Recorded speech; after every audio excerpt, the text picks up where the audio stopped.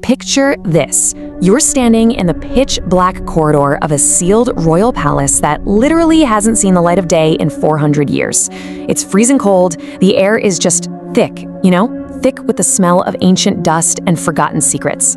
You're miles and miles away from the safety of the city. Well, welcome to This Explainer. We're diving deep into a real psychological thriller today, where modern scientific arrogance crashes head-on into pure, paralyzing dread inside King Surajban's ancient palace.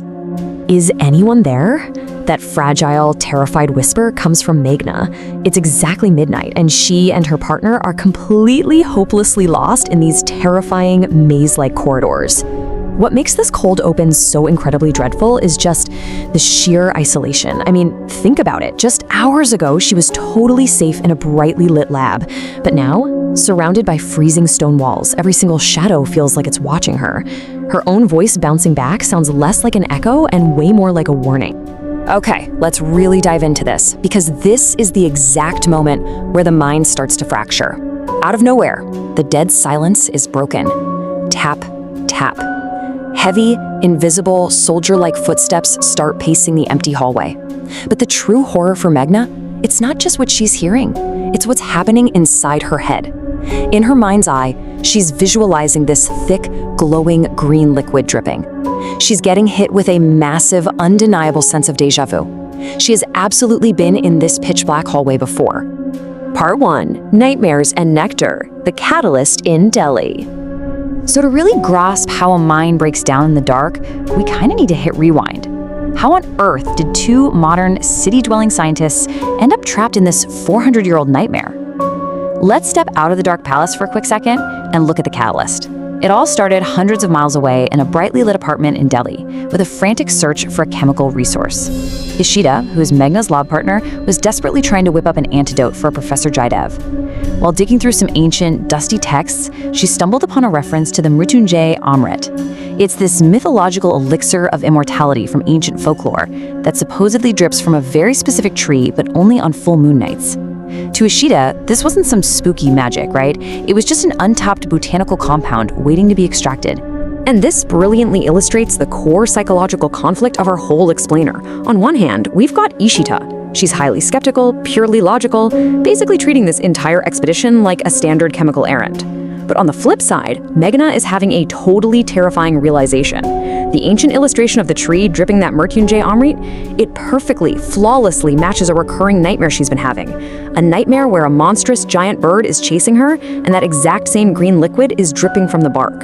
So you've got modern science clashing with deeply rooted psychological premonitions. And honestly, it's this exact clash that drives their fateful decision to go investigate.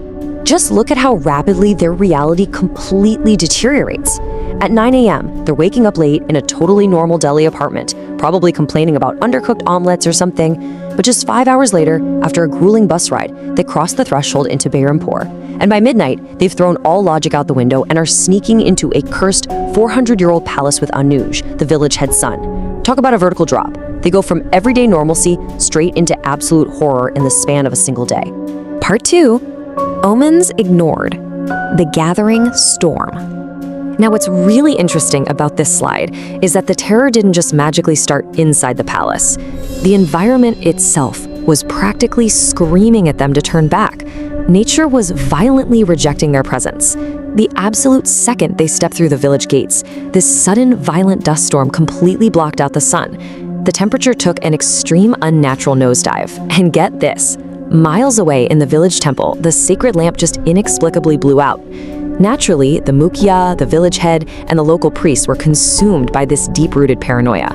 But, cloaked in that classic arrogance of modern researchers, Ishita and Meghna just brushed off these terrifying warnings as weird weather. Part 3. The Legend of the Nikshirmol. So while Meghna and Ishita were busy dismissing the weather, they were totally oblivious to this parallel threat lurking just outside the palace walls. And trust me, the villagers didn't need a thermometer to know something was wrong. The terror of Bairampur is personified in this local legend of the Nikshirmolo. These are 4 horrifying red-eyed entities forced to carry a cursed coffin. Local lore says they roam the village boundaries strictly on Saturday nights, and if you lock eyes with them, well, it brings certain death. And And we actually know this threat is real because earlier that night, a village boy named Madan totally ignored his father's warnings. He snuck out and was later found near a banyan tree, completely paralyzed and frozen in pure, unimaginable terror. Bum bum bash, bum bum bash. Imagine hearing that. That is the heavy, rhythmic chanting of the coffin bearers. It's the kind of sound that doesn't just enter your ears, it literally rattles your bones. It echoes through the forest wind like this slow, methodical march of death, announcing to everyone that the Nishir Molo have awakened to claim souls. Part 4. The Corridors of the Mind, Terror in the Palace. Meanwhile, as that creepy chanting starts echoing through the dark forest outside, let's bring our focus rapidly back to the present moment inside the palace. The suspense is seriously peaking right now. The clock strikes midnight, and our protagonists are exactly where they shouldn't be, deep inside King Surzban's 400-year-old palace. Now, this place has been firmly locked away from the world for years. To even get inside, Ishita, Meghna, and Anuj had to force their way through a jammed, rotting window.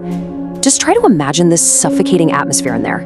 Thick stone walls, zero cell service, total suffocating darkness. They're completely and utterly cut off from the panicked village outside. So the really crucial point we need to look at is Meghna's internal breakdown. Her city logic is violently shattering into a million pieces. Just notice how the chilling details start piling up. The architecture of these dark corridors, it matches her nightmares down to the very last stone.